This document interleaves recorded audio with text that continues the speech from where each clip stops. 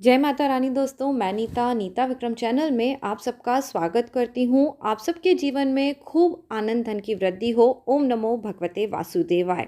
श्री हरि विष्णु भगवान आपके जीवन में यदि आपके ऊपर कृपा करते हैं तो जीवन के हर दुख हर कष्ट को दूर कर देते हैं।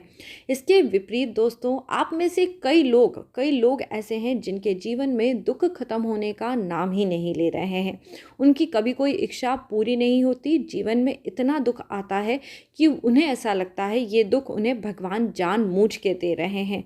यदि आपको भी ऐसा ही लगता है कि जीवन में आपके इतना दुख है, कष्ट है, परेशानी है जो कि भगवान दूर ही नहीं करना चाहते, तो आज का वीडियो सुन लेंगे तो आपके जीवन के बड़े बड़े दुख कष्ट हो सकता है दूर हो जाएं। दोस्तों, जब भी हमारे मन में कोई इच्छा होती है तो हम भगवान के पास जाते हैं और मन्नत मांगते हैं। मन्नत दोस्तों कैसे मांगते हैं? कोई कहता है मैं प्रसाद चढ़ाऊंगा, कोई कहता है मैं इस मंदिर में पैदल चल के आऊँगा, कोई कहता है मैं इस मंदिर की परिक्रमा लगाऊंगा। अलग अलग तरह की मन्नतें मांग के हम भगवान के साथ एक सौदा कर लेते हैं। जब हमारी मन्नत पूरी हो जाती है तो हम में से कई लोग अपनी मन्नतों को पूरा करते हैं और जाके मंदिरों में प्रसाद चढ़ाते हैं, पैदल चल के जाते हैं, फेरी लगाते हैं। परंतु कई लोग अपने अभिमान में, अपनी दीन दुनिया में इतना मस्त हो जाते हैं कि वो भूल जाते हैं कि उन्होंने भगवान से कभी कोई मन्नत भी मांगी थी।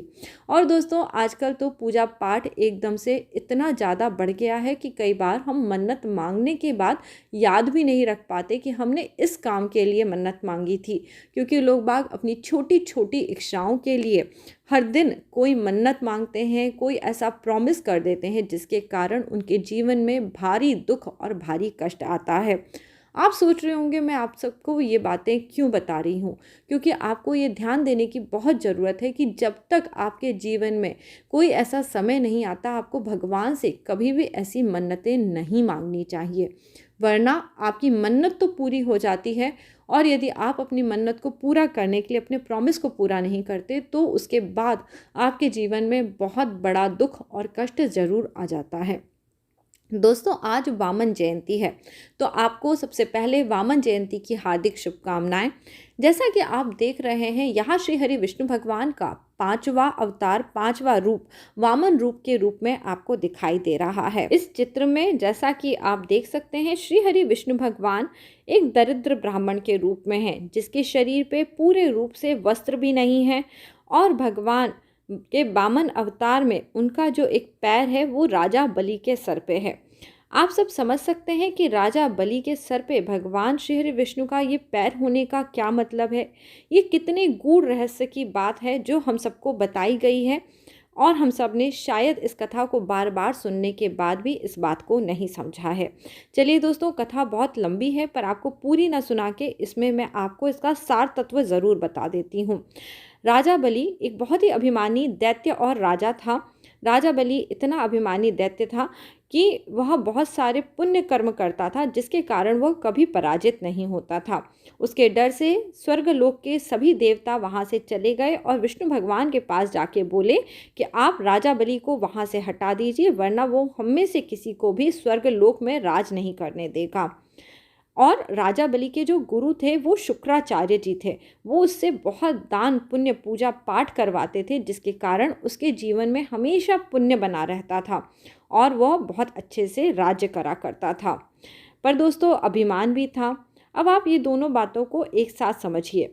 दान पुण्य करने के बाद यदि आपके जीवन में किसी कारण से अभिमान आ रहा है तो आने वाले समय में आपके जीवन में कष्ट जरूर आएगा। ये इस बात का सूचक होता है कि आपके जीवन में कोई ना कोई दुख आ सकता है यदि आप अभिमान करते हैं, अपने किए हुए कार्यों की अत्यधिक प्रशंसा करते हैं, अपने किए हुए कार्यों को हमेशा गाते रहते हैं या किसी ना किसी को बताते हैं, तो जीवन में दुख कष्ट आते हैं। तो ये कार्य आपको कभी भी नहीं करने चाहिए। अब दोस्तों, कहानी आगे बढ़ाती हूँ। जब भगवान राजा बलि के द्वार पे आए तो आप सबने देखा था कि भगवान ने बहुत ही कम वस्त्र धारण करे हुए थे। वो एक गरीब ब्राह्मण लग रहे थे। जब उनको राजा बलि ने देखा तो उन्होंने सोचा, अरे ये तो बहुत गरीब ब्राह्मण है, ये क्या मांगेगा, मैं इसे सब कुछ दे सकता हूँ। दोस्तों, कभी भी ये भाव आपके अंदर नहीं आना चाहिए। ऐसा सोच के राजा बलि ने उन्हें 3 पग भूमि दान देने का संकल्प ले लिया।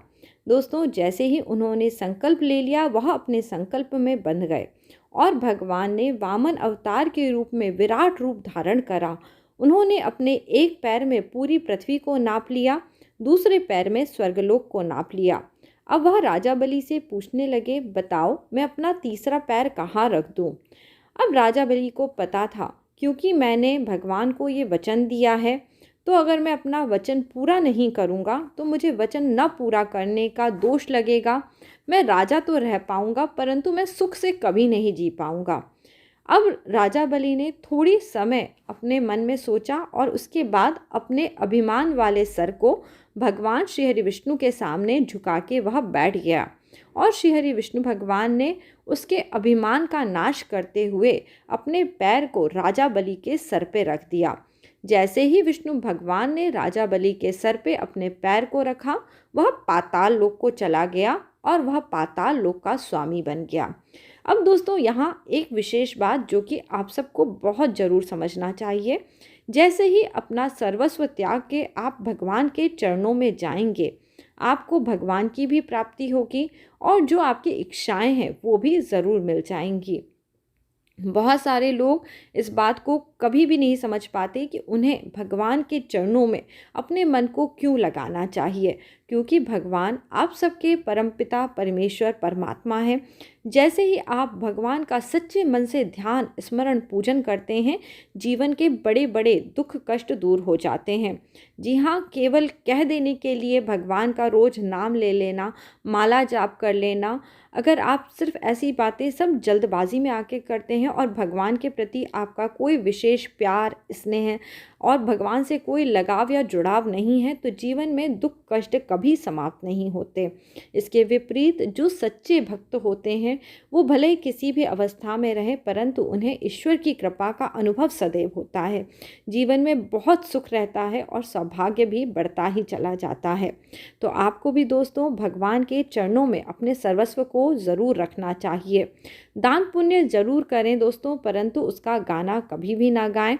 और जब आप ये कार्य कर लेंगे तो कई बार ये होता है कि हम मन्नत मांगे रहते हैं, परंतु हमें वो मन्नत याद नहीं होती।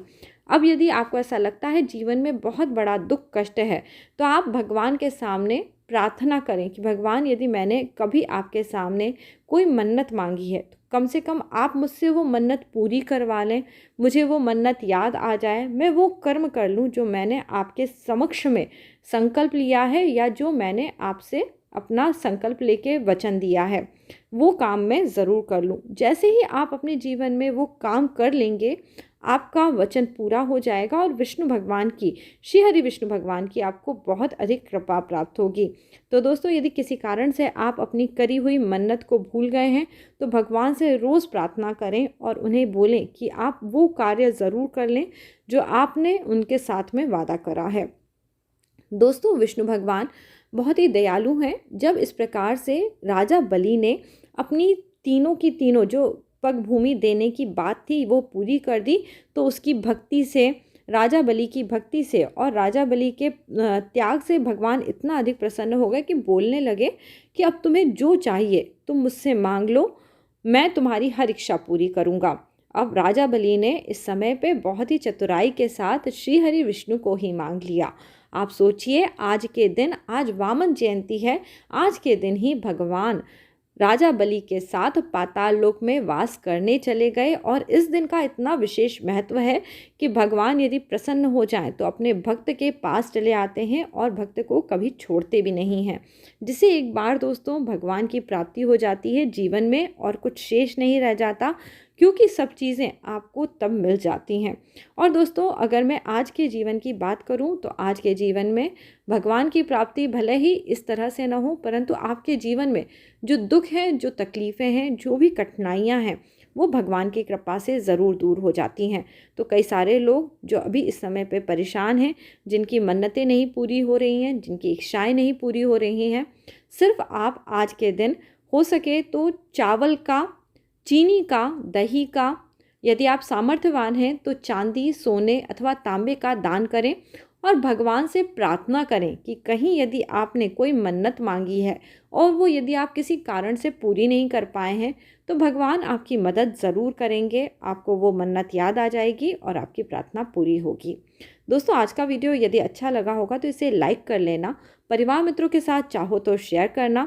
यदि जीवन में कोई बड़ी दुख तकलीफ चल रही है तो ज्योतिषीय विश्लेषण प्राप्त करने के लिए अपना कंसल्टेशन वीडियो के नीचे दिए हुए पहले कमेंट में बुक करना। पहली बार यदि नीता विक्रम चैनल पे आए हो तो चैनल ज़रूर सब्सक्राइब करना। जय माता रानी।